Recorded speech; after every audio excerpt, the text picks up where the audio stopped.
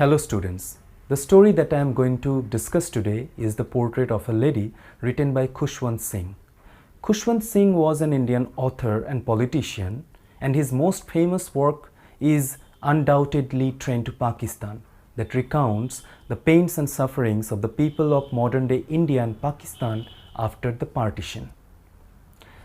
The short story, The Portrait of a Lady, is an autobiographical piece of writing in which the author describes his changing relationship with his grandmother.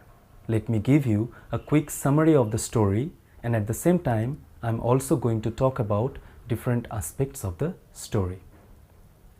So the story opens with the author's description of his grandmother. The author describes his grandmother to be a very old woman. She has white hair, wrinkled face, and she wears white dress. She is slightly bent due to her old age. She is so old that imagining her to be a young and pretty girl once is very difficult. The author also describes his grandfather, whose portrait hangs above the mantelpiece in the drawing room.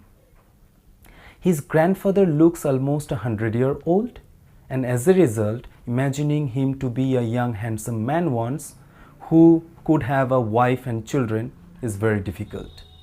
The author could imagine him to be only an old man who could only have grandchildren. These descriptions of his grandfather and grandmother tell us how certain images of certain people get embedded in our minds. Like when we talk about Rabindranath Tagore, the image that we get in our mind is that of an old man with long white beard. Or when we talk about Einstein, the image that we get in our mind is that of a middle-aged man with messed up hair and a bushy mustache. That's why when we read about his childhood days, his attending school, or his interactions with his teachers, we simply cannot imagine a young boy in those scenes. We place this middle-aged image of Einstein in those scenes. So the author describes his grandmother to be an old woman, so old that she could not grow any older. The author has described her to have white hair, and she used to wear white dress, and she had pale skin. With all these, she looked very serene, so serene that she could only be compared with the white landscape of the mountains in winter. As the author's parents were trying to get settled in the city, he was left with his grandmother in the village. His grandmother used to bathe him and prepare him for school. While doing so, she used to recite her morning prayers in a monotonous sing-song. She would do that so that the author learned them as well.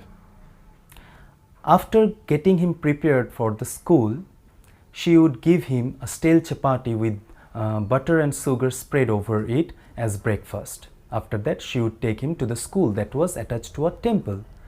While the priest used to teach the children, she would read religious scriptures in the temple. And when the lessons were over, she would bring her grandchild home. The street dogs of the village would follow them home, and they would throw pieces of chapati at them. When the author's parents got settled in the city, they took the author and his grandmother to the city.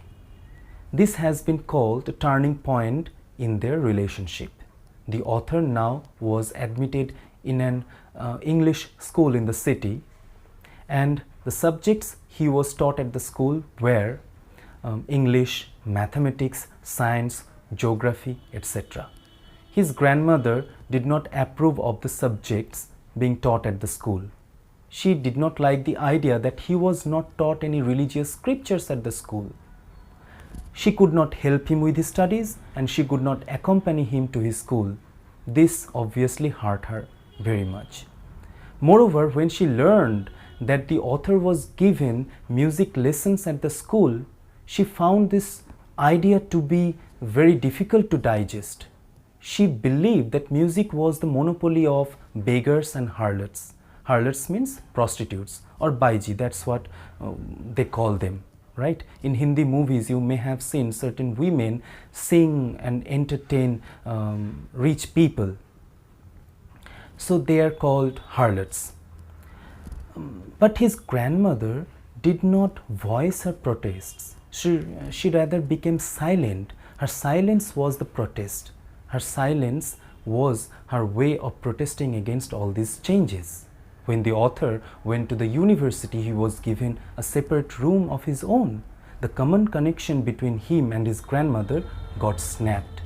However, his grandmother did still not talk about all these things. She did not show any emotions. She rather buried all her emotions under prayers.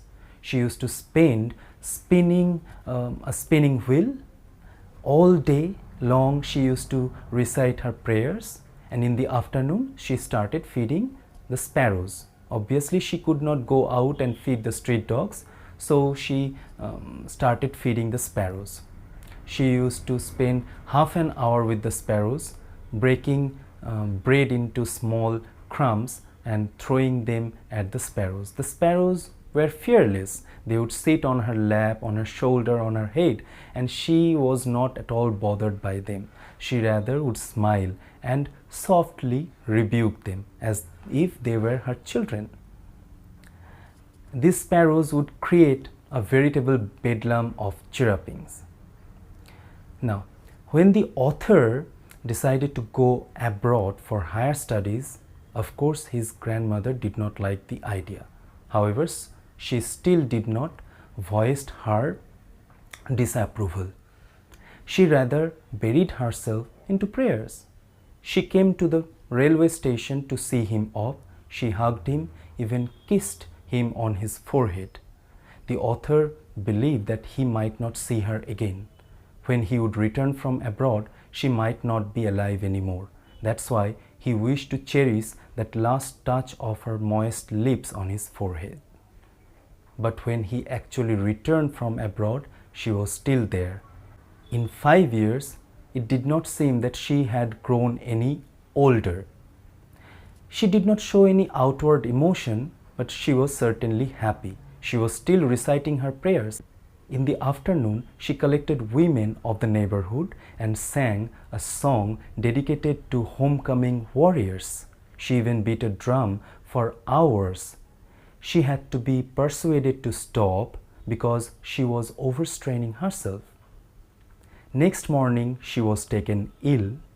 The doctor said that it was a mild fever and it was not serious, but she said that her end was near and she wanted to spend her last hours reciting prayers. She did not pay any heed to the protests of her family members and continued reciting prayers.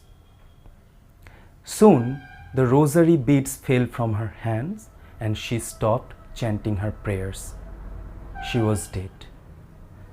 After the author and his family members mourned her death, they went to arrange for her funeral. And in the afternoon, when the light of the setting sun filled the room, the sparrows came to see her off. The sparrows came to see their friend for the last time. There was no chirrupings. The author's mother felt bad for the sparrows, so she threw breadcrumbs at them, but they did not touch the bread. They rather sat there quietly, mourning the death of their friend. When the dead body was taken away, the sparrows also left the place. That's how the story ends. So the story tells us about the author's changing relationship with his grandmother. As children grow up, their social circle expands, and as a result, their feelings towards certain people change as well. That's what is shown in this story. From the story, we get to learn about 3 stages of the author's relationship with his grandmother. The first stage was when he was with his grandmother in the village. The second stage was when he started going to the city school. And the third stage, when he started going to the university and got a separate room of his own. We also learn about different aspects of his grandmother's character. We learn that she was a very old woman, she was religious, she was orthodox, and she was also an animal lover. Read the story thoroughly, learn different expressions used in the story, like the thought was almost revolting, the veritable bedlam of chirrupings or frivolous rebukes. And if you have any queries, you may always ask me. That's all for today. Thank you.